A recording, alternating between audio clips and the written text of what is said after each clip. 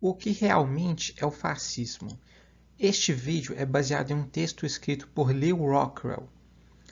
Todo mundo sabe que o termo fascista é hoje pejorativo, um adjetivo frequentemente utilizado para se descrever qualquer posição política da qual o orador não goste. Não há ninguém no mundo atual propenso a bater no peito e dizer: sou um fascista, considero o fascismo um grande sistema econômico e social. Ninguém diz isso. O fascismo é o sistema de governo que opera em conluio com grandes empresas, as quais são favorecidas economicamente pelo governo, que carteliza o setor privado, planeja centralizadamente a economia, subsidiando grandes empresários com boas conexões políticas, exalta o poder estatal como sendo a fonte de toda a ordem, nega direitos e liberdades fundamentais aos indivíduos, como a liberdade de empreender em qualquer mercado que queira, e torna o poder executivo o senhor irrestrito da sociedade. Bom, isso parece muito com o que a gente vê na Venezuela atualmente, né, que é o socialismo, e é inegável essa semelhança entre a política econômica fascista e socialista. Tente imaginar algum país cujo governo não siga nenhuma dessas características acima. Tal arranjo já se tornou tão corriqueiro, tão trivial, que praticamente deixou de ser notado pelas pessoas. Praticamente ninguém conhece este sistema pelo seu verdadeiro nome.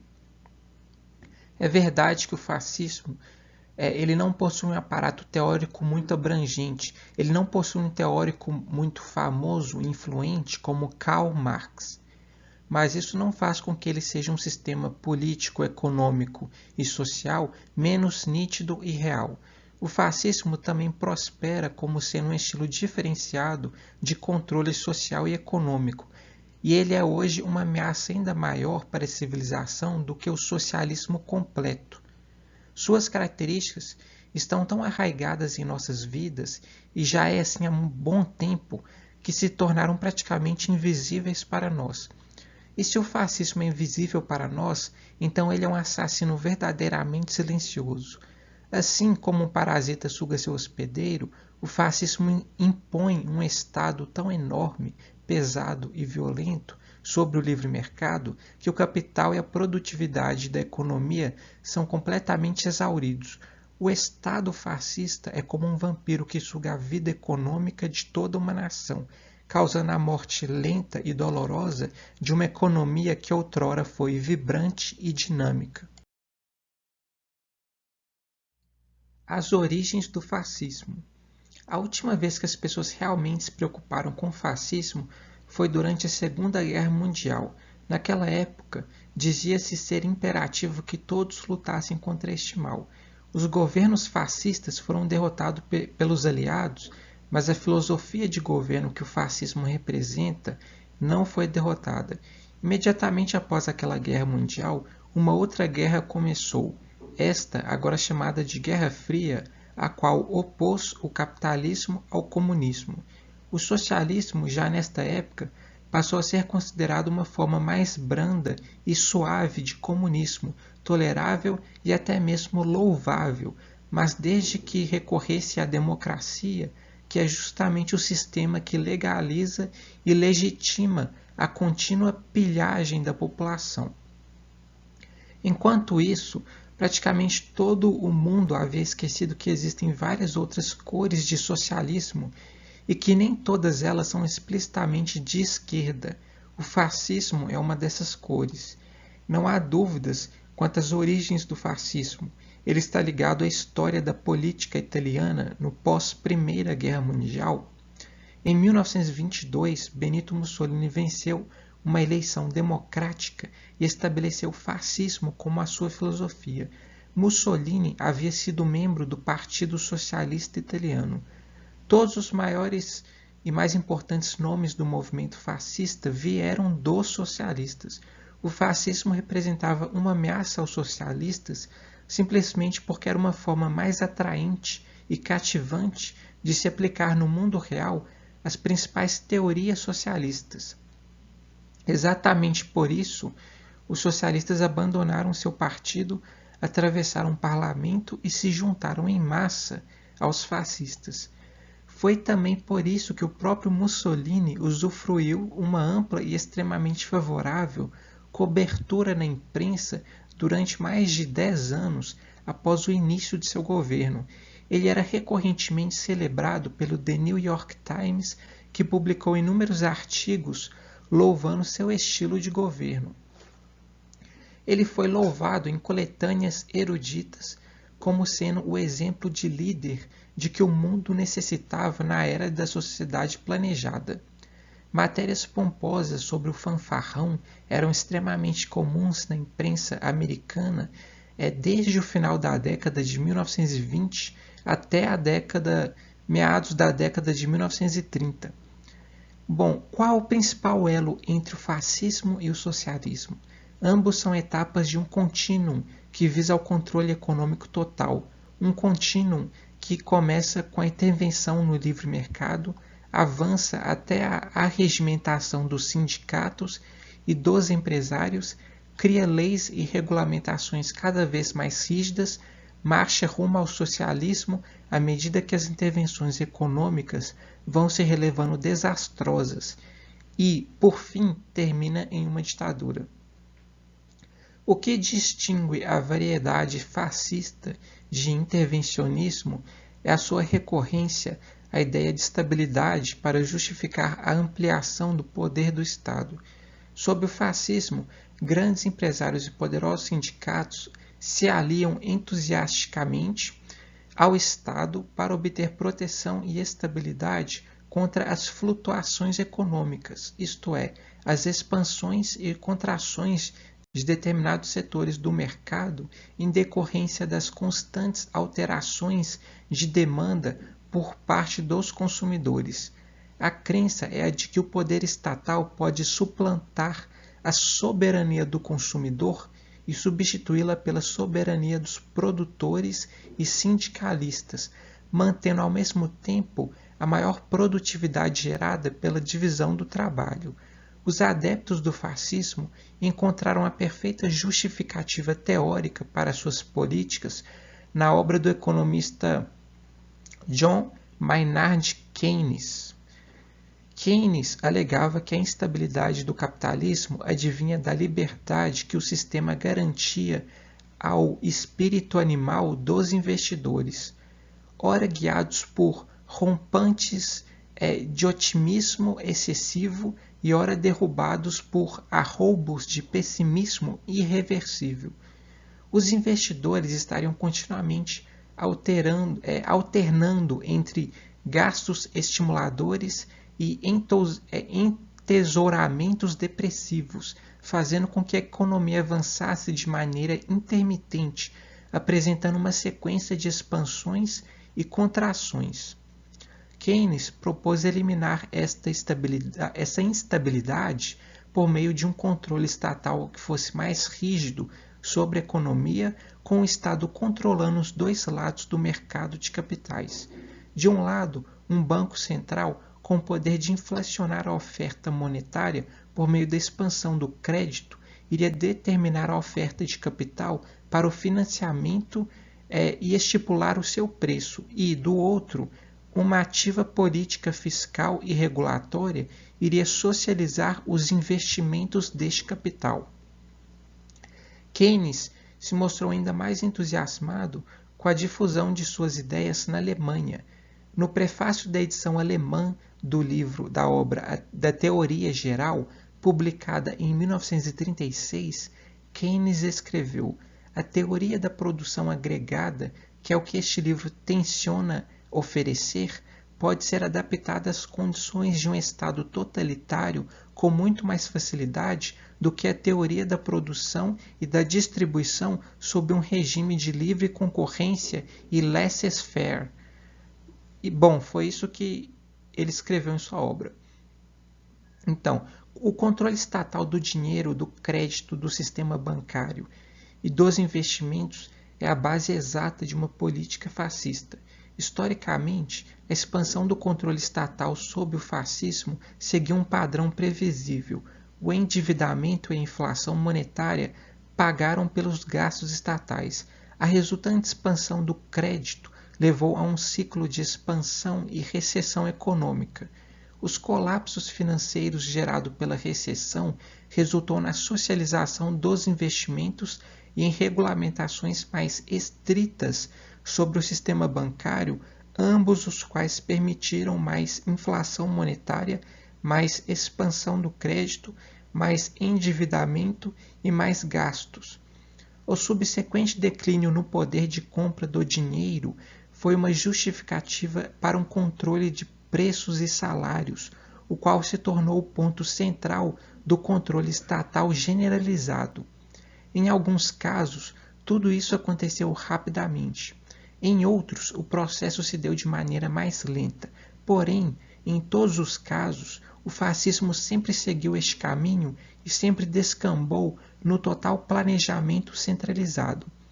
Na Itália, local de nascimento do fascismo, a esquerda percebeu que a sua agenda anticapitalista poderia ser alcançada com muito mais sucesso dentro do arcabouço de um Estado autoritário e planejador. Keynes teve um papel-chave ao fornecer uma argumentação pseudocientífica contra o laissez-faire do velho mundo e em prol de uma nova apreciação da sociedade planejada. Keynes não era um socialista da velha guarda. Como ele próprio admitiu na introdução da edição nazista da obra Teoria Geral, o nacionalsocialismo era muito mais favorável às suas ideias do que uma economia de mercado.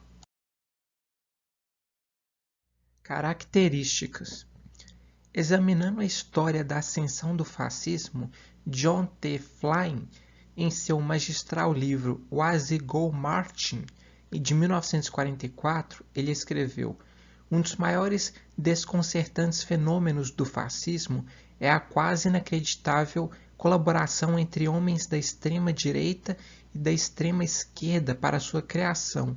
Mas a explicação para este fenômeno aparentemente contraditório jaz na seguinte questão. Tanto a direita quanto a esquerda juntaram forças em sua ânsia por mais regulamentação. As motivações, os argumentos e as formas de expressão eram diferentes, mas todos possuíam um mesmo objetivo, a saber, que o sistema econômico tinha de ser controlado em suas funções essenciais e este controle teria de ser exercido pelos grupos produtores. Flynn escreveu que a direita e a esquerda discordavam apenas quanto a quem seria este grupo de produtores. A esquerda celebrava os trabalhadores como sendo os produtores, já a direita afirmava que os produtores eram os grandes grupos empresariais. A solução política de meio termo, a qual prossegue até hoje e cada vez mais forte, foi cartelizar ambos. Sob o fascismo, o governo se torna um instrumento de cartelização tanto dos trabalhadores, desde que sindicalizados, quanto dos grandes proprietários de capital. A concorrência entre trabalhadores e entre grandes empresas é tida como algo destrutivo e sem sentido. As elites políticas determinam que os membros destes grupos têm de atuar em conjunto e agir cooperativamente, sempre sob supervisão do governo, de modo a construírem uma poderosa nação. Os fascistas sempre foram obcecados com a ideia de grandeza nacional. Para eles, grandeza nacional não consiste em uma nação cujas pessoas estão se tornando mais prósperas, com um padrão de vida mais alto e de maior qualidade. Não, grandeza nacional ocorre quando o Estado incorre em empreendimentos grandiosos, faz obras faraônicas, cedia grandes eventos esportivos e planeja novos e dispendiosos sistemas de transporte. Em outras palavras, grandeza nacional não é a mesma coisa que a sua grandeza ou a grandeza da sua família ou a grandeza da sua profissão ou do seu empreendimento. Muito pelo contrário, você tem de ser tributado o valor do seu dinheiro tem de ser depreciado, sua privacidade tem de ser invadida e seu bem-estar tem de ser diminuído para que este objetivo seja alcançado. De acordo com esta visão, é o governo quem tem de nos tornar grandes, entre aspas, né?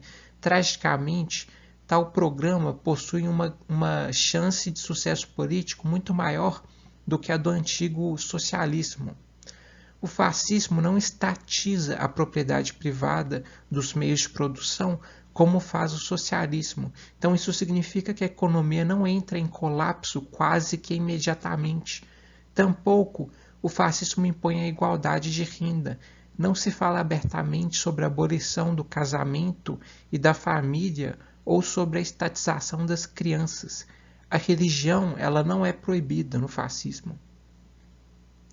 Sob o fascismo, a sociedade como a conhecemos, ela é deixada intacta, embora tudo seja supervisionado por um poderoso aparato estatal, ao passo que o socialismo tradicional defendia uma perspectiva globalista, o fascismo é explicitamente nacionalista ou regionalista.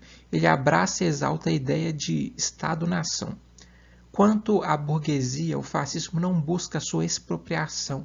Em vez disso, a classe média é agradada com previdência social, educação gratuita, entre aspas, benefícios médicos e também com doses maciças de propaganda estatal, estimulando o orgulho nacional, como Getúlio Vargas fez aqui no Brasil, a questão de estimular o orgulho de pertencimento ao Estado-nação. Bom, o fascismo utiliza o apoio conseguido democraticamente para fazer uma regimentação nacional e, com isso, controlar mais rigidamente a economia, impor a censura, cartelizar empresas e vários setores da economia, escolher empresas vencedoras e privilegiá-las com subsídios, repreender dissidentes e controlar a liberdade dos cidadãos. Tudo isso exige um contínuo agigantamento do Estado policial. Sob o fascismo, a divisão entre esquerda e direita se torna bem amorfa. Um partido de esquerda que defende programas socialistas não tem dificuldade alguma em se adaptar e adotar políticas fascistas. Sua agenda política sofre alterações ínfimas, a principal delas sendo a sua maneira de fazer marketing. O próprio Benito Mussolini explicou seu princípio da seguinte maneira, quando ele diz: tudo dentro do Estado, nada fora do Estado e nada contra o Estado. Ele também disse: o princípio básico da doutrina fascista é a sua concepção do Estado, de sua essência, de suas funções e de seus objetivos. Para o fascismo, o Estado é absoluto, indivíduos e grupos relativos. O futuro. Não consigo imaginar qual seria hoje uma prioridade maior do que uma séria e efetiva aliança antifascista. De certa maneira, ainda que muito desconcertada, uma resistência já está sendo formada. Não se trata de uma aliança formal. Seus integrantes sequer sabem que fazem parte dela. Tal aliança é formada por todos aqueles que não toleram políticos e politicagens, que se recusam a obedecer leis fascistas convencionais, que querem mais descentralização, que querem menos impostos, que querem poder importar bens sem ter que pagar tarifas abusivas, que protestam contra a inflação e seu criador, o Banco Central, que querem ter a liberdade de se associar a quem quiserem e de comprar e vender de acordo com termos que eles próprios decidirem, que querem empreender livremente, que insistem em educar seus filhos por conta própria, principalmente por aqueles investidores, poupadores e empreendedores que realmente tornam possível qualquer crescimento econômico e por aqueles que resistem ao máximo a divulgar dados pessoais para o governo e para o Estado policial. Tal aliança é também formada por milhões de pequenos e independentes empreendedores que estão descobrindo a ameaça número 1 à sua capacidade de servir aos outros por meio do mercado, é exatamente aquela instituição que alega ser a nossa maior benfeitora, o governo. Quantas pessoas podem ser classificadas nesta categoria? Mais do que imaginamos. O movimento é intelectual, é cultural, é tecnológico. Ele vem de todas as classes, raças, países e profissões. Não se trata de um movimento meramente nacional, ele é genuinamente global. E o que este movimento quer? Nada mais, nada menos do que a doce liberdade. Ele não está pedindo que a liberdade seja concedida ou dada. Ele apenas pede a liberdade que foi prometida pela própria vida e que existiria na ausência do Estado Leviatã que nos extorque, escraviza, intimida, ameaça, encarcera e mata. A cada dia, torna-se cada vez mais óbvio que o Estado não contribui em absolutamente nada para o nosso bem-estar. Ao contrário, ele maciçamente subtrai nosso padrão de vida. Nos anos de 1930, os defensores do Estado transbordavam de ideias grandiosas. Eles possuíam teorias e programas de governo que gozavam de apoio de vários intelectuais sérios. Eles estavam emocionados e excitados com o mundo que queriam criar. Eles iriam abolir os ciclos econômicos, criar desenvolvimento social, construir a classe média, curar todas as doenças, implantar a seguridade universal, acabar com a escassez e fazer vários outros milagres, entre aspas. O fascismo acreditava em si próprio naquela época. Hoje, o cenário é totalmente distinto. O fascismo não possui nenhuma ideia nova, nenhum projeto grandioso, nem mesmo seus partidários realmente acreditam que pode alcançar os objetivos almejados. O mundo criado pelo setor privado é tão mais útil e benevolente do que qualquer coisa que o Estado já tenha feito, que os próprios fascistas se tornaram desmoralizados e cientes de que a sua agenda não possui nenhuma base intelectual real. É algo cada vez mais amplamente reconhecido que o estatismo não funciona e nem tem como funcionar. O estatismo é e continua sendo a maior mentira do milênio. O estatismo nos dá o exato oposto daquilo que ele promete. Ele nos promete segurança, prosperidade e paz. E o que ele nos dá é medo, pobreza, conflitos, guerra e morte. Se queremos um futuro, teremos nós mesmos de construí-lo. O Estado fascista não pode nos dar nada. Ao contrário, ele pode apenas atrapalhar. Por outro lado, também parece óbvio que o antigo romance dos liberais clássicos, com a ideia de um Estado limitado, já se esvaneceu. É muito mais provável que os jovens de hoje abracem uma ideia que 50 anos atrás era tida como inimaginável, a ideia de que a sociedade está em melhor situação sem a existência de qualquer tipo de Estado. O Estado, mesmo quando mínimo, é o sujeito que detém as armas, que possui o direito legal de utilizar a violência, que controla todas as movimentações das pessoas, que possui um posto de comando no alto da torre e que pode ver absolutamente tudo. E quem vigia, este vigia. Quem limita seu poder? Ninguém. E é exatamente por isso que ele é a fonte dos maiores males da sociedade. Nenhuma lei, nenhuma constituição bem fundamentada, nenhuma eleição, nenhum contrato social irá limitar seu poder. No final, esta é a escolha que temos de fazer: o Estado total ou a liberdade total. O meio termo é insustentável no longo prazo. Qual iremos escolher? Se escolhermos o Estado, continuaremos afundando cada vez mais. E no final, iremos perder tudo aquilo que apreciamos enquanto civilização. Se escolhermos a liberdade, poderemos aproveitar todo o notório poder da cooperação humana, o que irá nos permitir continuar criando um mundo melhor. É verdade que os estatistas, os governos, possuem armas grandes e poderosas, mas armas grandes e poderosas nunca foram garantia de vitória em guerras. Já nós possuímos a única arma que é genuinamente imortal, que é a ideia certa. E é isso que nos levará à vitória. Como disse Ludwig von Mises, no longo prazo, até mesmo o mais tirânico dos governos com toda a sua brutalidade e crueldade, não é páreo para um combate contra ideias. No final, a ideologia que obtiver o apoio da maioria irá prevalecer e retirar o sustento sob os pés do tirano. E então os vários oprimidos irão se elevar em uma rebelião e destronar seus senhores.